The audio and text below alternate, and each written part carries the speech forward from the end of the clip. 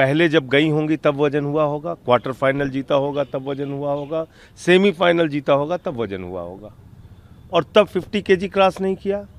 अचानक फाइनल में जब गोल्ड मेडल मिलने की संभावना थी, उसके ठीक पहले 100 ग्राम ओवरवेट दिखा के आपने डिस्क्वालीफाई कर दिया। ये 144 करोड़ भारतीयों की भावना पर चोट है, उनके सपनों को चकनाचूर करने की कोशिश है, और मौजूदा सरकार ने कोई प्रयास नहीं किया। इसका और ज़्यादा दुख है कि आप अपनी ईगो के कारण, अपने अहंकार के कारण आपने एक भारत की बहादुर बेटी का सपना चकनाचूर कर दिया और उसके हाथ से गोल्ड मेडल छीन लिया। कीनिया से भी गए गुजरे हैं क्या हम लोग? कीनिया अपने एक खिलाड़ी के लिए प्रतिरोध जताता है, अपना विरोध जताता है, और उसका सिल्वर मेडल बहाल किया जाता है।